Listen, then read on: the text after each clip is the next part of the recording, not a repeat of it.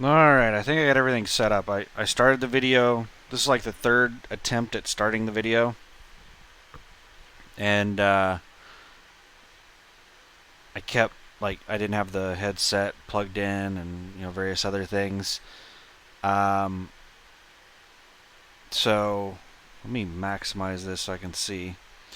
I figured out how to do it, like, well, I made the effort to try to do, like, some cool stuff, like a picture-in-picture type thing. So, I needed to take a break, and so I decided to make a video for today while I took a break. Um, so I'm trying to put together a pre-trip list. Um, I don't want to rant and rave too much about CDL University. I am very disappointed with CDL University. Like, if I would have only paid, like, man, if I even paid $2,000, I would be like, I guess $2,000 is enough to just cover the cost of, like, truck rental and fuel for, I don't know how many hours a week I'm driving. Probably, let's see, I drive approximately an hour a day, so 5 hours a week. 5 times 4 is about 20 hours, 20 to 30 hours. They advertise that you're going to do approximately 44 hours of driving in the class. I don't see how that's possible. Um, because we only have 4 people in our class, and we're doing, on a day when all we do is drive, we do approximately an hour and a half is what they log us as driving. I don't think we actually drive that long because we're working. We typically make it out of the yard. We finish our pre-trip stuff at about 9 a.m. and we're back in the yard by 3 to 3:30. So let's say it's even 3:30, and then you take out a half-hour lunch. So 9 to 3 that's somewhere in the area of 6 hours, and split that driving time between 4 people. If we had 5 people, it'd be like an hour and 15 minutes per person of driving. Um, so between 4 people, six. I'm gonna have to break out the calculator. 6 divided by 4. Oh, is it 4 divided by 6? Because that's not right. No. It should be 6 hours divided by 4 people. 6 hours divided by 4 people. Why did it come up with something ridiculous first time? That's an hour and a half a piece. So 1.5 times 5, 7.5 times 4 is 30 hours. Pretty much exactly in the range of 20 to 30 that I guessed. I don't know how they're coming up with this 44 hours of driving time. That's just a load of crap. Um, so 20 to 30 hours of driving time. Is $6,000 worth that? I don't think so. Is $2,000 worth that? Maybe. Maybe. So, anyway, I'm incredibly disappointed with CDL University, and every time that I have to go through here and spend time making my own pre-trip, it pisses me off even more because this is something that I'm paying for. They're supposed to be teaching me the CDL University pre-trip, and they don't have a CDL University pre-trip.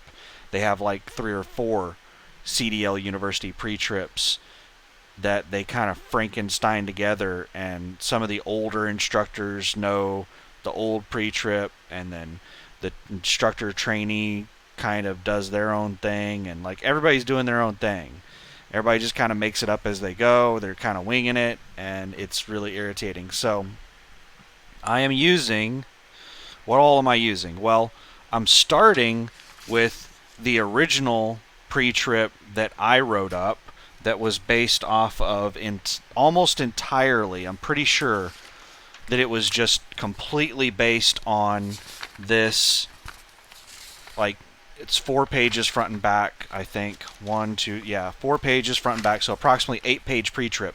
I try to condense it down and make it more user friendly So my initial rough draft was just based off of this. And this is apparently incomplete. And it doesn't include any of the verbiage that you're supposed to do. It's just a list of the items that you're supposed to check. It does have some verbiage, though. Like I said, convoluted. So what I'm doing now, since I had some expectation that at some point somebody would tie all of this crap together for me and tell me what I was supposed to be doing, we're halfway through the class and there's no sign that that's going to happen. So I'm going to have to do it myself. I think that I could just go and ramble on. I know all of the items that I'm supposed to check on the pre-trip, but I don't know what I'm supposed to say about every item. And I think that I could just ramble and drone on at every item, and the examiner would probably check me off on all the items. That's kind of like what Keith does. Keith is the, redneck Arkansas country boy in our class, and he'll like get up to the clearance lights and go, no brakes, cracks, amber, nuts and bolts, clamps, leaks, and he'll just keep saying stuff until he gets a head nod like that right there. I'm afraid he might get an asshole examiner that's like, really, the clearance lights don't have any leaks? And mark them as failed on clearance lights. Because he just, that's what he does on everything, is he just, whatever word pops into his head on verbiage, he just says it on every single damn item. And they don't really correct him on it. It's like, close enough. But I could do that if they would let me do that. I could just sit there and say properly mounted, secured, and I could see that it's got clamps to say with clamps, none missing, and stuff like that. There are a few things on verbiage you need to know, as you can see in the picture here if you're looking at it. Like belts, you need to know that they can't have more than 3/4 inch of pull or more than a 1/2 inch of turn.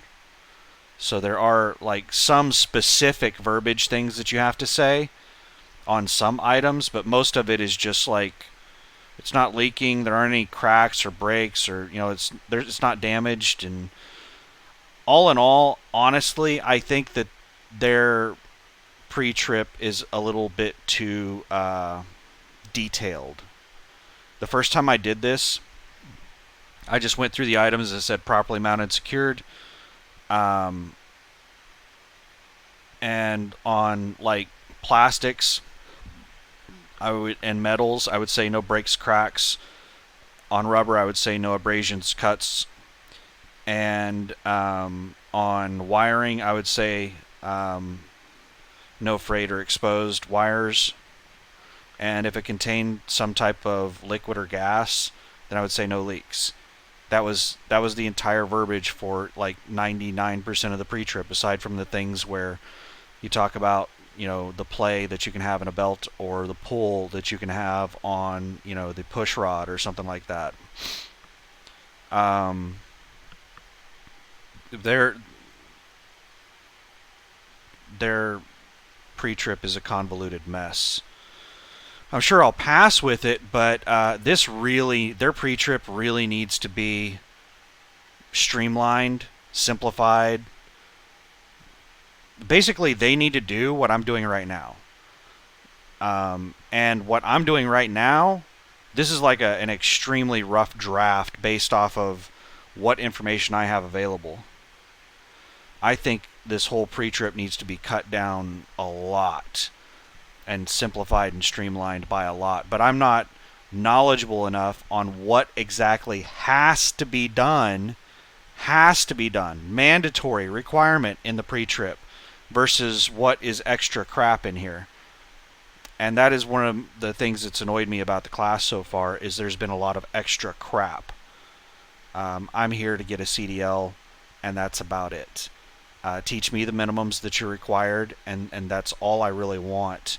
I'm getting really frustrated when I'm going through the pre-trip and I get interrupted during the pre-trip for some tidbit of useless information. Back in '78 when I drove, we didn't have, when we had to do this. And you have to sit there and listen to a 5-minute story right in the middle of doing your damn pre-trip about some useless crap of them trying to, I don't know, pass along some tidbit of information or let you know that, they have a lot of experience or something. It is really, really frustrating. I've gotten to the point where whenever they tell me crap like that, I say, do I have to say that on this pre-trip test? Well, it wouldn't. Do I have? What they usually say is, well, it wouldn't hurt to say it. And I'll go, do I have to say it? I don't care about any extra crap. I just want to know what I have to say. Do I have to say that? No, you don't. Then I'll say something like, so is there anything wrong with what I said? Did I do it correctly? Yeah, I think you did. Well, they're not sure because they're just like, Russ is winging it off the top of his damn head. He's not going, like, he doesn't have it memorized, and he's like too prideful to whip out the sheet of paper and, follow the list. And there isn't a sheet of paper for verbiage. Like the verbiage. Okay, so here is a phrases document, and it's just very generic. It's just like, what is it made of? Metal or plastic? Say no breaks or cracks. And then there's this verbiage document that has, the document that has the pictures and stuff, and it tells you some of the verbiage, but it's wrong. It's incomplete. And then you have these videos on their website that they change the password for every week that you are supposed to go and watch, and that is also incomplete. So you have to go through every single one of these things that they give us, including the videos, and try to piece it all together. And then on top of that, the instructors are adding in their own crap. And you eventually get to the point where you're a Keith. And you're just going, no breaks, cracks, illegal welds, leaks, damage, 3/4 inch. Just waiting for an acknowledgement of, I've said enough crap. So I'm trying to put together a pre-trip. The only two things I'm worried about on my CDL exam are the inspections and the alley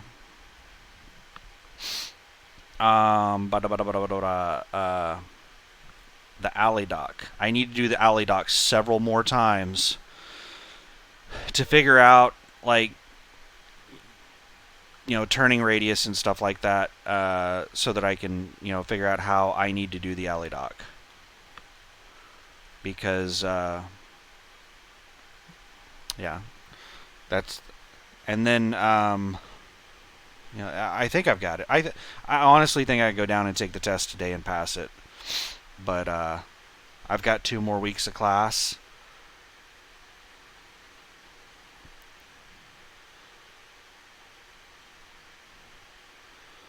And I needed a little break, but basically this Microsoft Word, I don't know, you can go research issues with video capturing Microsoft Word, but Microsoft Word uses the GPU for some processing, and it does mixed processing, and it makes it a pain in the butt to do video capture on it.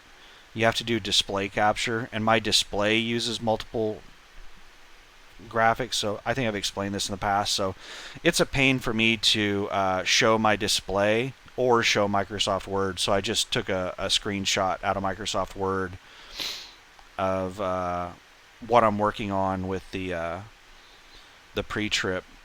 And this is only section A. Let me flip back over to Word. Where am I at? Number 7. There are 2 more systems after what I have in that picture right there. There's like 3 more items in section 7, and then the section 8 and section 9 each have like 5 items. So I'm probably 80% done with section A. Then I have to do section B, section C, in-cab, and coupling, and then I think that's all of the stuff. But section A is probably the biggest pain in the butt to do. So once I get Section A done, some of these systems like the suspension and the braking and the wheel and tire are copied throughout the rest of the sections. It's almost the exact same thing in all the other sections. Minor changes. But I didn't realize it was going to take this long to do this. I'm having to rewatch the video over and over and over again, and then reference like every little thing that is said. I'm having to look through. I'm probably having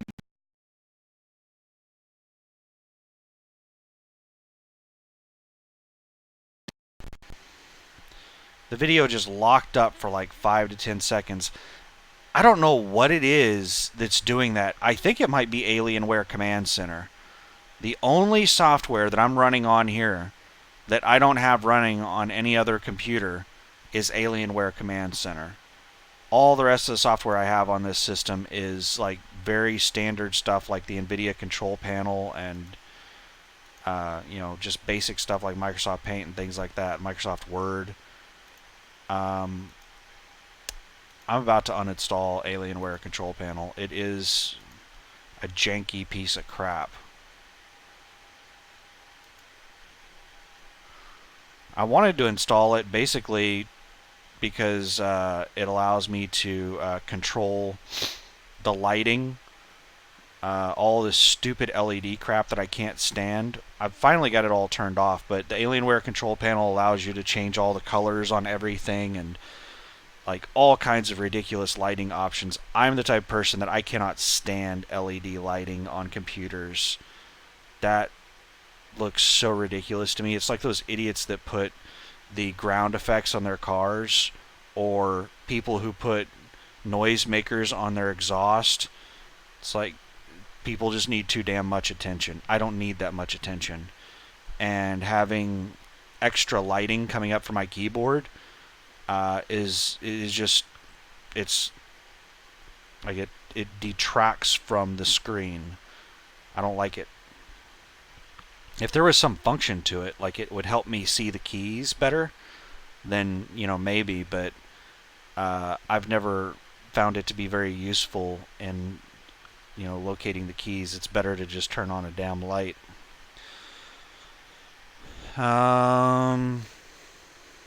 But yeah, I'm just sitting here working on this all day today. And what did I do? I woke up at something like 7 a.m. and I was like, I'm sleeping in. So I just laid in bed till I fell asleep again. Woke up at about 10 a.m. Took a shower and went down to Burger King. And I don't think they fully cooked the burgers or something at Burger King. I got a Whopper and onion rings, and within about 5 to 10 minutes that I finished eating, I had to go to the bathroom. A little ticked off about that. So woke up at about 10, took a shower, went to Burger King, ate, procrastinated for about a half an hour, and then I started on this at somewhere between 11 and 11:30, and it is now 2:30. So I've been working on this for about 3 hours, and that is all I've gotten done, is that right there. Through section, almost done with section 6, the steering system. I just have to do the power steering gearbox, and then the steering linkage, and then suspension, braking, and wheel and tire. And then I'll finally have section A done. I thought that I would have everything done today, and then I could work on memorizing it tomorrow. But it's looking more and more like it's going to take today and tomorrow just to get it all done. But I thought about printing off copies of this to hand out to the other people in the class, and I also thought about giving a copy of it to Greg. But you know what? Fuck all of them. Sorry about the language, but I'm ticked off about the school and how much they charged versus what I'm getting. and I'm not too fond of everyone in my class either. Like, they're all getting on my nerves. We have very, very, very, very, very different personalities. Very different personalities. We're coming from very different places in life. And I think I'm just going to do me on this. Worry about me. Get me done.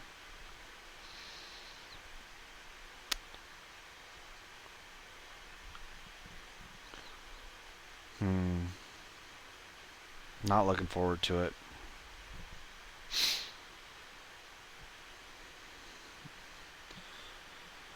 Alright, I guess I'll get back to it. 20 minutes of procrastination and rambling. I would show you a snippet of the video that they have, but they were like, this is very proprietary stuff. You know, please respect that.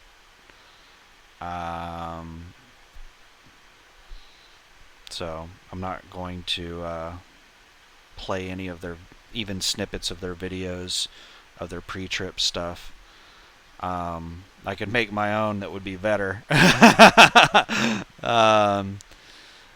But just basically him going around doing a pre-trip, and they didn't even bother to like turn the trucks off while he did it. Like, it is so just like, you can barely hear him in some of the videos because there's a truck running next to him. He just like went out there randomly and had somebody record him doing a pre-trip is basically what happened. It's just, oh man. And then one of the people in class is buddies with the owner of the CDL University. So one of the people in my class, one of the four, came to the class because they lift weights with Darren, the owner. And Darren was bragging to this person about how much he makes from the CDL school. It's like $30,000 a week for a class, because each one of us are paying $6,000. A normal class size is 5. Our class is only 4, but it's normally 5 people per class. So that's $30,000 a week. They start a class every Monday. So 30 times 4 is $120,000 a month. They don't pay the instructors very much. Darren is taking almost all of that money, and he was bragging to one of the people in my class, and one of the people in my class is kind of like wanting to start up their own business to try and, you know, gouge people like that. I think the instructors only make something like $500 a week. It is really bad. I remember one of the instructors made the comment that they were going to be getting a $3,000 paycheck by doing something, and that's 6 weeks of pay at what they make as an instructor. So 3,000 divided by 6 is 500. That's how I came up with that number. But maybe not all of the instructors are paid the same. Maybe some of them make more than that. But if that's all they're paying the instructors, and if Darren is paying the office staff like low wages as well, and he's just pocketing all of that money, because it doesn't, $120,000 a month. He has somewhere in the area of 4, maybe 5 trucks and trailers. I think it's 4, and they are all just absolute crap. We have not inspected a tractor or trailer yet that passes our inspection. Nothing passes inspections. This is all really low quality crap equipment.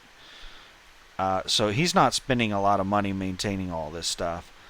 I don't know where all of their money is going, but I think Darren is taking the majority of the money, and he is making an absolute killing off this school.